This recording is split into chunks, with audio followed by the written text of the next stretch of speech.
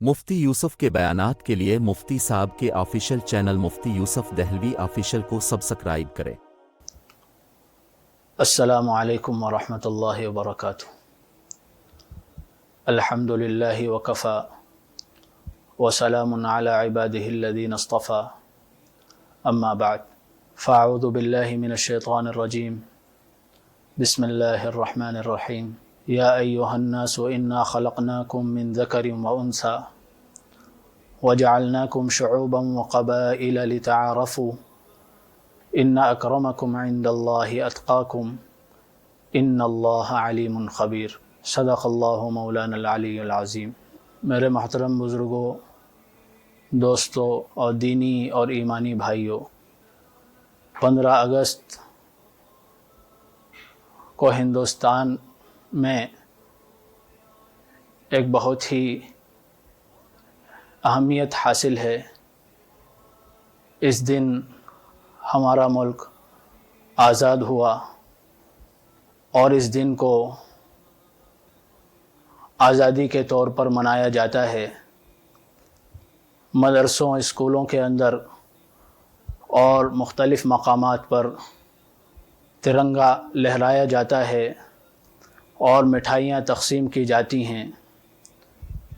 ये दिन और इस दिन की खुशियाँ जो हमें हासिल हुई हैं, उसकी वजह यह है कि इस मुल्क को आज़ाद कराने के लिए हमारे अकाबिर और हमारे असलाफ़ ने जान की बाजी लगा दी। चुनांचे हमारा ये प्यारा मुल्क एक तवील जिद्दोजहद और हमारे असलाफ़ की अनथक मेहनतों और क़ुरबानियों के नतीजे में आज़ाद हुआ है। हमारे असलाफ़ ने इस मुल्क के आज़ादी के ख़ातिर ज़बरदस्त क़ुरबानियाँ दी हैं। जान और माल के एतबार से भी क़ुरबानियाँ दी, मुख्तलिफ़ तहरीकें चलाई, तख्ते दार पर चढ़े और फांसी के फंदों को बहादुरी और कमाल हौसला के साथ खुशी से गले लगाया। क़ैदोबंद की सोहबतें बर्दाश्त की, जेल की सलाखों के पीछे रहे, अपनी बीवियों को बेवा और बच्चों को यतीम किया और आज़ादी को हासिल करने के लिए मैदान जंग में निकल पड़े। आखिरकार उस गैर मुल्की कौम यानी अंग्रेज़ को इस मुल्क से जाना पड़ा। चुनांचे इस मौके पर मैं मुख्तसर तौर पर आज़ादी के मुताल्लिक़ चंद बातें आप हज़रात के सामने पेश करूँगा। दर हकीकत हम लोग अपने अकाबिर और असलाफ़ की क़ुरबानियों से नावाकिफ़ हैं, जो क़ुरबानियाँ उन्होंने इस मुल्क के ख़ातिर दी हैं और अपनी जानों का नजराना इस मुल्क को आज़ाद कराने में पेश किया है। अगर हमसे कोई मालूम कर ले मुजाहिदीन आज़ादी के नाम, तो हम सही तौर पर उनको नहीं बता सकते और आज़ादी की हिस्ट्री और तारीख़ उनके सामने बयान नहीं कर सकते। तो अगर आज़ादी की तारीख़ पर रोशनी डाली जाए तो ये आज़ादी की तारीख़ 2 हिस्सों पर मुनक़सिम है और 2 दौर के अंदर ये आज़ादी की तारीख़ तक़सीम है। पहला दौर तो आज़ादी का वो 1756 से शुरू होता है और 1857 पर ख़त्म होता है, और दूसरा दौर आज़ादी का 1857 से लेकर 1947 पर ख़त्म होता है कि जब हमारा मुल्क और हमारी गर्दनें ग़ुलामी की ज़ंजीरों से आज़ाद हुई। अगर इन हर 2 तारीख़ पर गौर किया जाए تو معلوم ہوگا ہر ایک ہسٹری اور تاریخ کے جاننے والے کو کہ 1756 سے لے کر 1857 تک صرف اور صرف تنہا مسلم قوم ہی تھی کہ جس نے آزادی کی تحریکوں کو چلایا، اور ہمارے ملک کے حکمراں اور رؤساء آزادی حاصل کرنے کے لیے میدان میں نکل پڑے۔ اسی طرح نہ صرف حکمراں بلکہ ہمارے علماء، ہمارے صلاحاء اور دیندار لوگ بھی اپنی خانقاہوں اور اپنی مسندوں کو چھوڑ کر آزادی حاصل کرنے کے لیے میدان جنگ میں آ گئے۔ در حقیقت یہ 1756 سے لے کر 1857 کہ جو یہ 100 سال کا دور ہے، یہ 100 سال کا دور ہمارے لیے ایک بہت ہی اہم سبق رکھتا ہے کہ کس طرح بے نظیر قربانیاں اس ملک کے آزاد کرانے کے خاطر ہمارے اسلاف اور اکابر نے دی ہیں۔ سب سے پہلے جس عظیم ہستی کو اس بات کا خطرہ ہو چلا تھا کہ انگریز ہمارے ملک کے اندر تجارت کے نام پر داخل ہوئے اور رفتہ رفتہ اور آہستہ آہستہ انہوں نے اپنی ناپاک نگاہ یہاں کی حکومت اور اقتدار پر ڈالی، اور آہستہ آہستہ حکومت اور اقتدار پر قبضہ کرنے لگے، تو ایک عظیم ہستی جس کو تاریخ نواب سراج الدولہ کے نام سے جانتی ہے، انہوں نے اس بات کے خطرے کو محسوس کرتے ہوئے ایک عظیم لشکر کو تیار کر کر اور ایک عظیم فوج کو تیار کر کر انگریزوں سے مقابلہ کیا۔ در حقیقت ہمیشہ مسلمانوں کی ایک تاریخ رہی ہے کہ جتنا اسلام اور مسلمانوں کو اپنوں سے نقصان پہنچا ہے اتنا غیروں سے نہیں پہنچا۔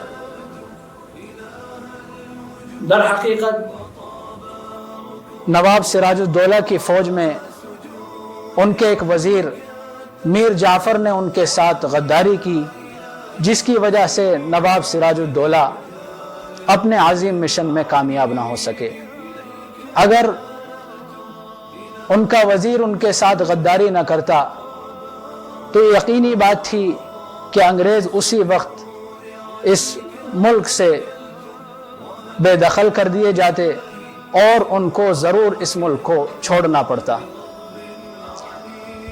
پھر آگے چلیں، ان کے بعد پھر ایک دوسری عظیم ہستی جن کو تاریخ سلطان ٹیپو رحمہ اللہ کے نام سے جانتی ہیں۔ یہ عظیم مرد مجاہد، بلند ہمت، دلیر اور شجاع کے ساتھ ساتھ انتہائی عبادت گزار حکمران اور بادشاہ تھے۔ ان کے بارے میں کتابوں کے اندر یہ لکھا ہے کہ جب سے انہوں نے ہوش سنبھالا اس وقت سے لے کر آخر دم تک ان کی کوئی نماز جماعت کے ساتھ فوت نہیں ہوئی۔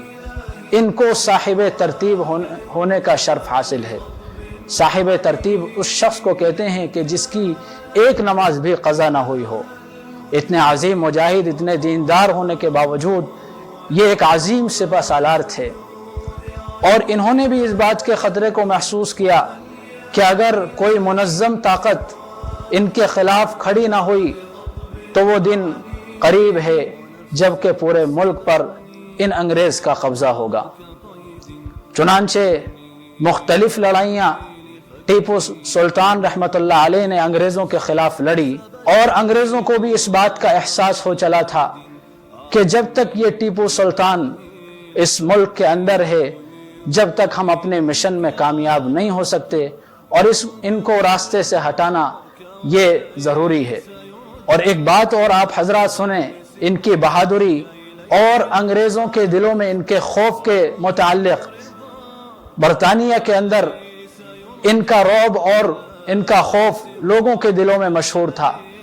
آج جس طرح مائیں اپنے بچوں کو جب وہ سوتے نہیں مختلف اس سے ڈراتی ہیں، کہ وہ آ رہا ہے، فلاں آ رہا ہے، بھوت آ رہا ہے۔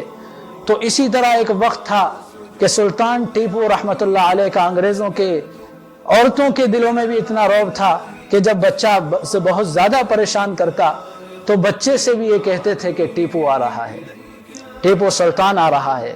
انگریزوں کو ٹیپو سلطان سے اتنی سخت نفرت تھی کہ نعوذ باللہ کہ انہوں نے اپنے کتوں کا نام بھی ٹیپو رکھ دیا تھا۔ اس سے معلوم ہوتا ہے کہ کتنی سخت نفرت تھی اور کتنا ان کے دلوں کے اندر، انگریزوں کے دلوں کے اندر خوف اور رعب اور دبدبہ ٹیپو سلطان رحمۃ اللہ علیہ کا تھا۔ چنانچہ ان کا یہ مشہور مقولہ ہے کہ گیدڑ کی 100 سالہ زندگی سے شیر کی ایک دن کی زندگی بہتر ہے۔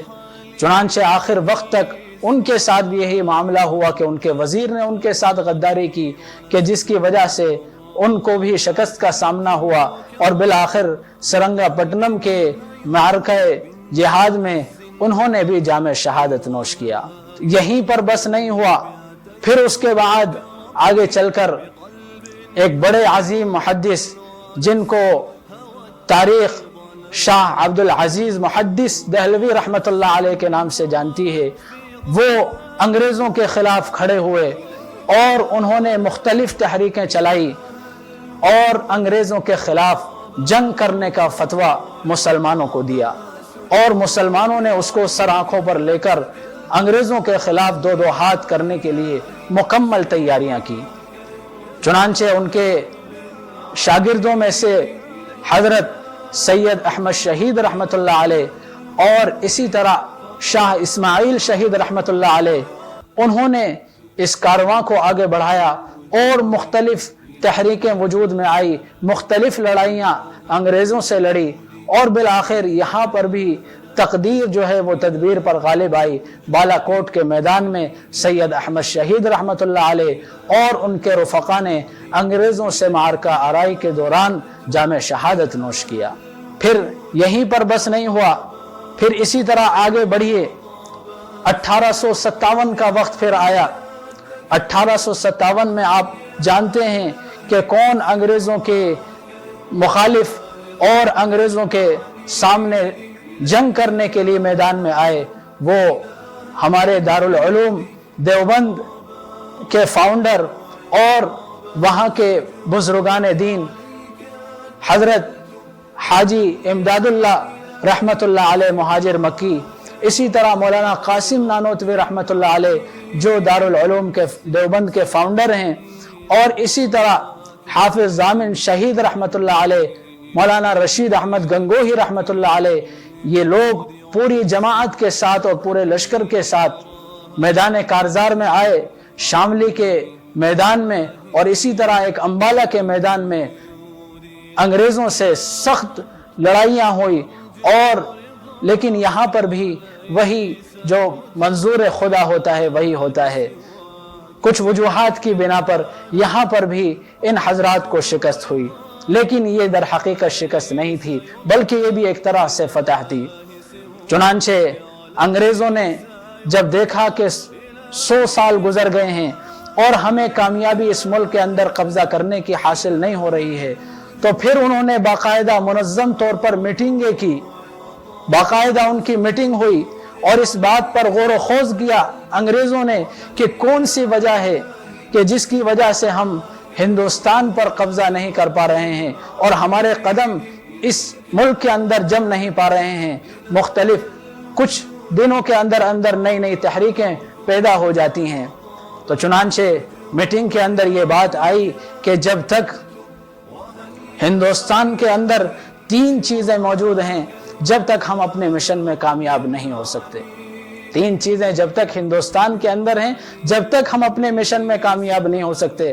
پوچھا گیا کہ وہ کون کون سی چیزیں، تو انہوں نے کہا کہ سب سے پہلے مسلمانوں کا قرآن، کہ جب تک یہ قرآن ان کے درمیان میں ہے تو جب تک ہمیں کامیابی نہیں مل سکتی۔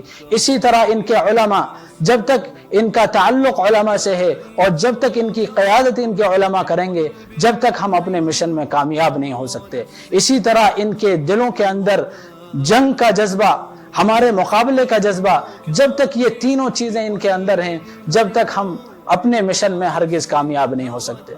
چنانچہ तजवीज़ पास हुई कि हिंदुस्तान के अंदर से कुरान को मिटा दिया जाए, कुरान को ख़त्म कर दिया जाए। चुनांचे मशहूर वाक़या है, कुछ सालों के अंदर तकरीबन 3 लाख कुरान के नुस्खे जलाए गए।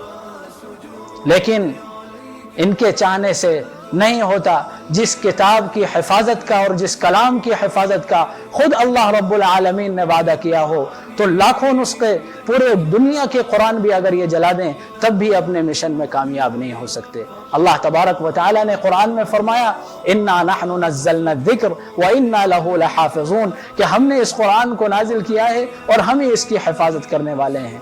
अल्लाह ताला ने सिर्फ औराक को ही, कागज़ों को ही कुरान की हिफाजत के लिए नहीं मुंतखब किया, बल्कि अल्लाह तबारक व तआला ने इंसानों के सीनों को कुरान की हिफाजत के लिए मुंतखब किया है कि छोटा 10 साल या 11 साल का बच्चा पूरे कलाम इलाही को अपने सीने के अंदर महफूज कर लेता है। चुनांचे उसी दौरान जबकि अंग्रेज अपने मिशन के अंदर मशगूल था और कुरान मजीद के नुस्खे बेदर्दी के साथ जलाए जा रहे थे, बेहुरमती कुरान की जा रही थी, उसी दौरान एक अंग्रेज का गुजर एक मस्जिद में हुआ और मस्जिद में एक हाफिज साहब एक छोटे बच्चे की कुरान की तिलावत सुन रहे थे। तो जब उसने देखा कि कुरान तो सिर्फ कागजों के अंदर नहीं है बल्कि सीनों के अंदर है, तो अफसोस करने लगा कि अफसोस कि हमारा सारा मिशन तो नाकाम हो गया, हम तो हरगिज इस मिशन में कामयाब नहीं हो सकते। तो इस तरह उन्होंने साजिशें की और आज़ादी का जो सबसे ज्यादा उन्होंने बदला लिया वो मुसलमानों से लिया। क्यों? इसलिए कि मुसलमानों से ही मुल्क छीना गया था, मुसलमानों को ही सबसे ज्यादा इस बात का एहसास था, सबसे ज्यादा तकलीफ इस बात की थी कि किस तरह ये मुल्क गैरों के कब्जे में जा रहा है और किस तरह हमारी हुकूमत, हमारा इख्तिदार दोबारा लौटकर हमारे पास आए। तो सबसे ज्यादा तकलीफ मुसलमानों को थी और अंग्रेज ने भी इस बात को महसूस कर लिया था कि सबसे ज्यादा मुखालिफ अगर कोई इस मुल्क के अंदर है वो मुसलमान है। चुनांचे 1857 में अंग्रेजों ने मुसलमानों से उसका बदला लिया और बदला भी ऐसा लिया कि जबान उसको बयान करने से कासिर है। हमारे घरों को नुकसान पहुंचाया गया, हमारे अमलाक को तबाह कर दिया गया, हमारे बच्चों को कत्ल कर दिया गया। यहां तक कि रिवायात में और तारीख में आता है कि तकरीबन 2 लाख मुसलमानों का कत्ल आम हुआ है, जिनमें से 51,500 सिर्फ उलमा की तादाद थी। अंग्रेज मुसन्निफ और मुअर्रिख अपनी किताब में लिखता है कि दिल्ली के अंदर ही 500 उलमा को जाम शहादत नोश करना पड़ा, 500 उलमा को कत्ल किया गया। इसी पर बस नहीं किया गया बल्कि उनके जुल्म इतने हुए कि अंग्रेज इन उलमा को और मुसलमानों को खिंजीरों की चर्बियों में जिंदा सी दिया करते थे और फिर उसको जला दिया करते थे। लाहौर की जामा मस्जिद के पीछे गड्ढा खोदा गया और कई लोगों को, कई मुसलमानों को उस गड्ढे के अंदर जिंदा दफन कर दिया गया। ये हमारी तारीख है कि किस तरह हमारे असलाफ ने, हमारे अकाबिर ने इस मुल्क के लिए खून दिया है और खून की नदियां बहा दी हैं। यह मुस्लिम कौम है कि जिसने सबसे पहले आज़ादी का नारा लगाया और आज़ादी का बगल बजाया, मुख्तलिफ तहरीकों को वजूद में लाए। यह मुस्लिम कौम ही है जिसने उनके अंग्रेजों के खिलाफ नफरत का इजहार किया, उनके तहजीब पर लानत भेजी, उनके कल्चर पर लानत भेजी, उनके माशरे पर लानत भेजी, उनके पहनावे पर लानत भेजी।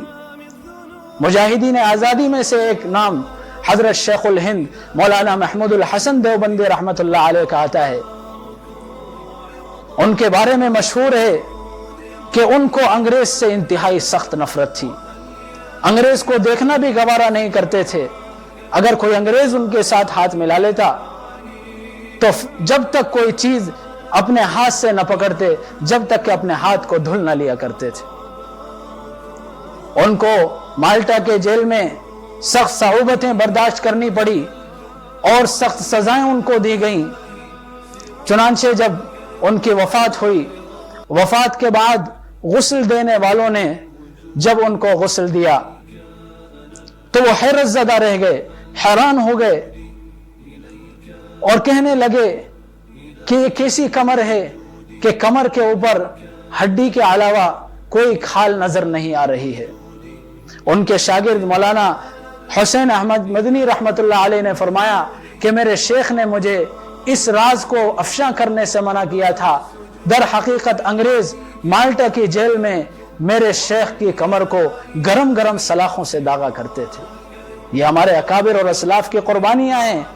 कैसी कुर्बानियां उन्होंने इस मुल्क को आजाद करने के खातिर दी। हम उनके नाम तक नहीं जानते, हम उनके कुर्बानियों को नहीं जानते। अगर हमने तारीख को नहीं पढ़ा तो यकीनन ये बहुत नावाकिफियत की बात है, बहुत नादानी की बात है।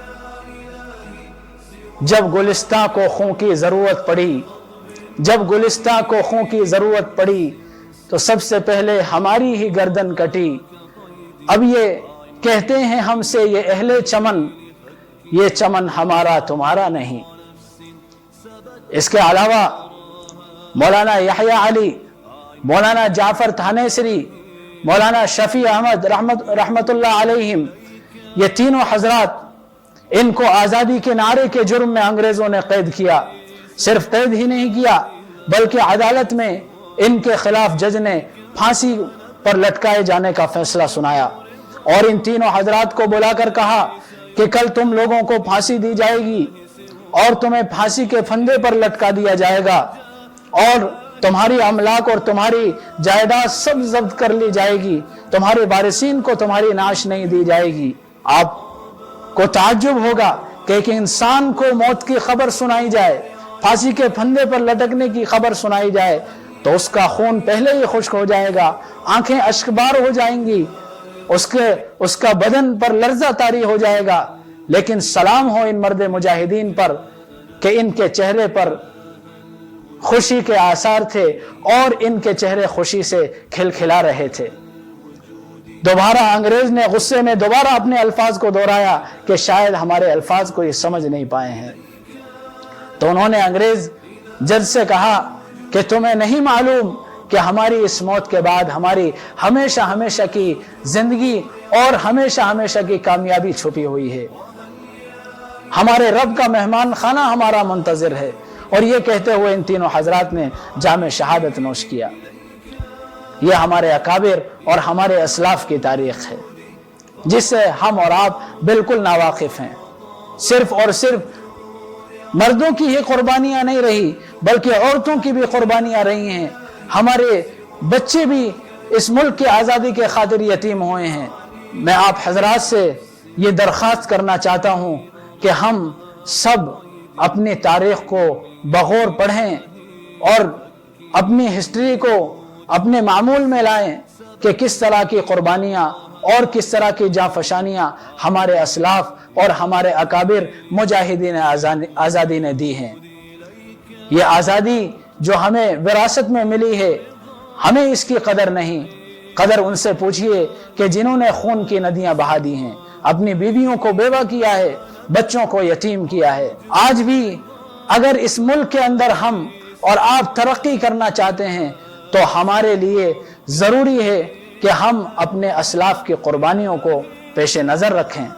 आज मुल्क के अंदर जो नफरत का माहौल है, आज आज़ादी के मौके पर आप हजरात से मैं ये कहना चाहता हूँ कि जो तआस्सुब का नफरत का माहौल है, इसको हमें अपने होशियारी के साथ, अपने गौर व फिक्र के साथ और अपनी जहानत के साथ, अपने जबान और कलम के साथ इस नफरत की आग को मोहब्बत से बुझाना होगा। आज हमारे दरमियान जो नफरत की दीवारें कायम हो गई हैं, उन नफरत की दीवारों को ख़त्म करना होगा और आपसी भाईचारे को आम करना होगा जो इस मुल्क की एक अहम तहजीब रही है।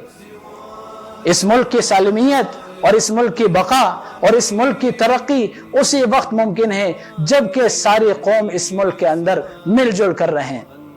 हर फिरके ने, हर जमात ने, हर कौम ने आज़ादी में हिस्सा लिया है और खुसूसन मुसलमानों की अंग्रेज़ों के खिलाफ जो लड़ाइयाँ हुई हैं, जो जंगें हुई हैं, तो सबसे पहले उनकी जो पहल की है वो मुसलमानों ने की है। मुसलमानों को इसमें एक तरह से पेशरो का मकाम हासिल है, पहल करने का मकाम हासिल है।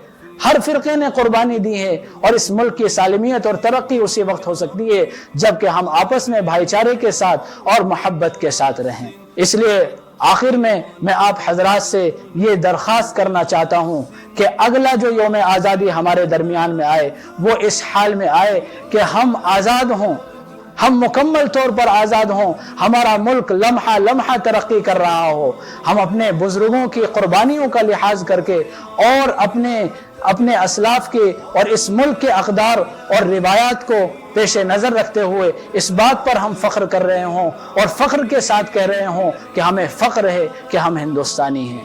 اللہ تعالیٰ اس ملک کو اور ترقی عطا فرمائے، اس ملک کے اندر امن و امان نصیب فرمائے، جو نفرتیں پیدا ہو گئی ہیں اس کو پیار اور محبت میں تبدیل فرمائے، آپس میں اللہ تعالیٰ ہم سب کے درمیان اتفاق اور اتحاد پیدا فرمائے۔ انہی چند باتوں پر میں اپنی اس گزارش کو اور اس تقریر کو ختم کرتا ہوں۔ وآخر دعوانا ان الحمد للہ رب العالمین برحمتک یا ارحم الراحمین، والسلام ورحمۃ اللہ وبرکاتہ۔